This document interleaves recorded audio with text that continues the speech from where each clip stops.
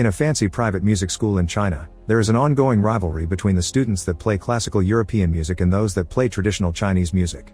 The classical music team thinks the traditional Chinese music players are tacky. In return, the Chinese band thinks the classical orchestra members are pretentious. Their mutual distaste for each other is so present in everyday student life that the teachers have put up a metal gate at the Chinese music department hall to stop them from mingling with their precious classical kids, because the arguments sometimes even cause actual physical fights.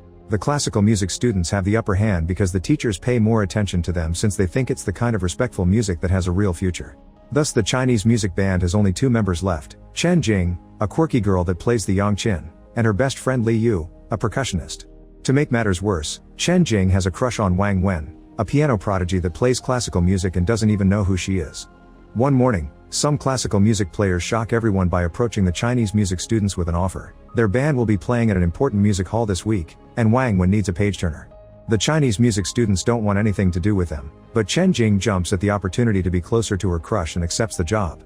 Just because she's helping it doesn't mean she's well accepted though, and on the day of the concert, they make her sit with a violin on the bus because the seat was reserved for the instrument. Being in a music hall is a whole new experience for Chen Jing, and while she watches Wang Wen play with hard eyes, she imagines herself playing in such a fancy place and having Wang Wen watch her in return. After the concert, Chen Jing tells Wang Wen about her own music and confesses that she likes him, but Wang Wen doesn't even recognize the name of her instrument and dismisses her as a waste of time. The next day at school, Chen Jing is so furious that she channels that anger into productivity. To prove Wang Wen wrong, she shall revive the Chinese music band and make it play on a stage. Unfortunately, the school refuses to provide resources for a project that they see as already doomed, so Chen Jing and Li Yu will have to do all the hard work themselves. They start by trying to attract the younger students with flyers and posters, but their flyers are ignored or laughed at, and the posters are scribbled on or covered by the classical music students. Chen Jing is ready to give up when Li Yu comes up with an idea. They could recruit the students from room 502, a group of 4 otaku girls that usually don't interact with anyone outside their dorm. This is how Chen Jing meets Yingzi, a shy girl that won't talk with anyone and only communicates with messages on her phone, Bebe and Tata, a pair of gamers, and Xiao Mai, the group leader who quickly tries to kick Chen Jing out of their dorm. Not ready to give up yet, Chen Jing remembers Li Yu's advice and offers the girls to buy them an anime figurine per week if they accept to join, a deal that immediately gets accepted. During their first official meeting, the group discusses possible names for the bands, but the girls don't like any of Chen Jing's ideas. They propose the name 2.5 Dimension to signify a blend between 2D and 3D worlds, since that's how otakus see themselves, and Chen Jing has no choice but to accept the name to make the girls stay. The next step is finding a decent place to practice, but the teachers once again refuse to help. Eventually it's Li Yu who finds the solution. He bribes the security guard to let them have the practice hall after the classical music students are done. They get an hour after 9 p.m. when it's supposed to be closed and teachers won't be around. Later in the evening, they finally have their first practice together after arguing over which song they shall play. To their surprise, the guard comes to spend the last 20 minutes of the hour with them because his deal consisted of being able to sing with the band for a little while. The next day, Chen Jing sees Yingzi being bullied by the classical music students and comes to her defense with Li Yu, making the bullies apologize after threatening with breaking their violin bows. Chen Jing finally understands that bullying is the reason why Yingzi keeps silent, and her help is rewarded by Yingzi telling her there's no need to be paid with figurines anymore. When Xiao Mai comes to see what's going on, she accidentally drops a ring in her hurry, and when Li Yu finds it, he immediately recognizes it from the hands of a music streamer. It turns out Xiao Mai is known online as Lightning Fingers, and her skill with the gucheng has earned her a decent following. The other girls already knew, and they even join her on her streams once in a while. Chen Jing and Li Yu want to join her too, but Xiao Mai turns Chen Jing down because she's a very casual player, unlike her and her friends, who have been studying hard for this, including the history of Chinese music and the old variations of the Chinese language. Li Yu is different from Chen Jing and does have more knowledge on the subject, but Xiao Mai turns him down because he isn't cute enough for their anime aesthetic. Determined to have a better connection with the girls, Chen Jing begins reading a lot of manga and hanging up with them in their cutesy dorm. She also begins learning more traditional songs, although she isn't very good at singing them. At least their daily practices are fun, and it goes so well that some days later, Xiao Mai finally accepts they're a decent band now, so she invites them to play with her at the next anime convention. When the day comes, the band gets to perform after a group of idols. The crowd isn't interested in old Chinese music and they begin to go away, only leaving a small group of Xiao Mai's online fans behind. To help, Li Yu decides to take off his jacket and glasses, showing he can be cute too, and that gets the attention of a few girls. Once the band starts playing with delightful skill and enthusiasm, the crowd comes back to show their support, since they actually really like how they sound. After the show, Chen Jing's shocked to be approached by excited teenagers that want to know more about her instrument. The video of their performance is uploaded to Xiaomai's channel and gets thousands of encouraging comments, including from other students that begin to think they're cooler than they look. With her ego rubbed so badly and inspired by all the romance manga she's been reading, Chen Jing decides she must try with Wang Wen again and prepares a full romantic confession. In the evening, she shows up outside the classical music building with a heart made of candles and some flute music played by another Chinese music student. As soon as Wang Wen comes out, Chen Jing confesses her love for him while half the school watches, but Wang Wen turns her down again, insulting her efforts and her music, which makes her cry.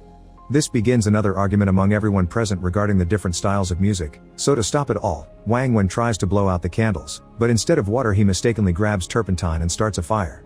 Fortunately Liu acts fast and brings an extinguisher to put the fire out before scolding the heck out of Wang Wen, using his knowledge of music history to comment on the roots of the piano versus Chinese instruments, and pointing out that trying to please foreigners to study abroad will backfire in the future. As Wang Wen leaves in shame, Chen Jing gets inspired by Liu's bravery and comments one day Wang Wen will regret insulting Chinese music. The next day, Chen Jing decides to break up the band after giving everyone their figurines, thinking she has nothing else to fight for now that Wang Wen has rejected her for good. Nobody looks happy about this decision and Chen Jing doesn't understand why. After all, they joined just for the toys, not because they wanted to. The girls are confused since they sincerely love playing their instruments, and Xiaomai calls Chen Jing a traitor when she explains she only plays the yangqin because her mother made her. Seeing as Chen Jing never truly loved what they were doing, the girls leave in tears after handing her the figurines back. A few days later, everyone returns home for the summer vacation. For the otaku girls, this is an incredibly hard time because they're ignored and shamed by their families for their tastes. Liu is stuck in a summer institute because his parents want him to study abroad, and Chen Jing has to deal with her mother Mrs. Chen playing traditional Chinese music all the time, which makes her feel guilty about the whole fiasco with the band. Tired of what feels like lots of pressure, Chen Jing tells her mother that she wants to quit learning yangqin, to which Mrs. Chen responds with a simple okay.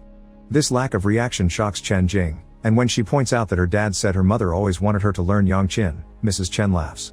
It turns out that's what Chen Jing's father had thought simply because Mrs. Chen asked for Chinese music while she was giving birth, but she doesn't mind if Chen Jing isn't interested. However, she also thinks Chen Jing won't able to quit the instrument even if she tries because the yangqin guided her to this world, so they're destined to be together.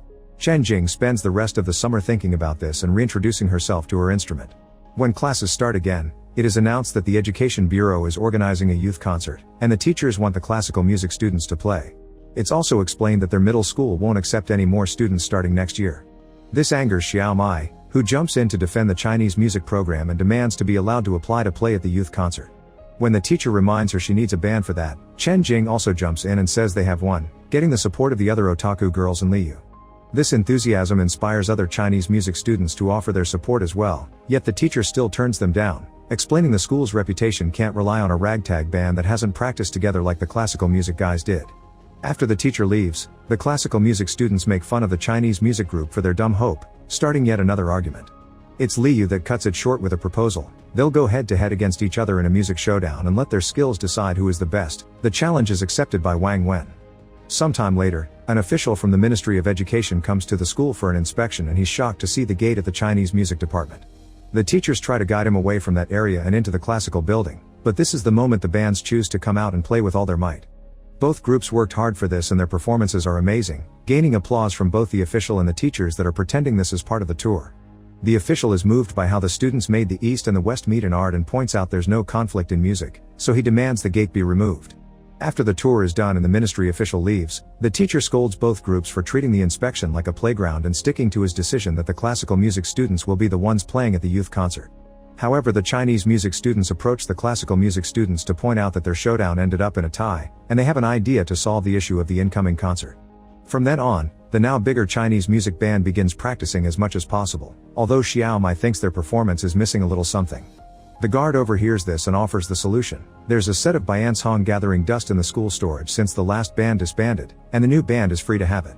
When they're not practicing, the band also starts hanging out together as true friends, prompting Bebe and Tata to realize Liu likes Chen Jing and tease him for it. The day of the concert comes, and the plan is ready to go. The classical music students enter the hall for their performance, but once they're inside, they give all their passes to another student who takes them to the Chinese music band that is waiting outside. This allows them to enter the building without suspicion, and after the classical music band is done performing, Chen Jing's group takes over the stage, feeling confident, thanks to the support offered by Wang Wen. Their little show starts with a few words sung by the guard, and soon they begin adding other elements to keep the modern public engaged. Xiao Mai's internet fans bring lights and a hologram, Bebe and Tata add electric guitars, and the whole performance is streamed online so their families and teachers can see it too. Their skills shine on the stage and earn them a standing ovation, not to mention the parents of the otaku girls are finally proud of them. Later in the evening, Liu takes Chen Jing to the river shore to watch the fireflies she loves so much. He also intends to do a little confession. He makes Chen Jing look at her own pictures on social media, which are full of filters and stickers, before he sends her the pictures he's taken of her to show her he sees the real sweet her that nobody else really sees. Chen Jing quickly understands this is Li Yu's way of saying he likes her, and replies he can take all the pictures he wants in the future. Weeks later, the band is pleased to see the Ministry of Education's official has brought his daughter to join the Chinese music department, and there's a whole new group of first years eager to carry on their country's traditions. Make sure to subscribe and turn on notifications so you can watch more videos like this. Thanks for watching.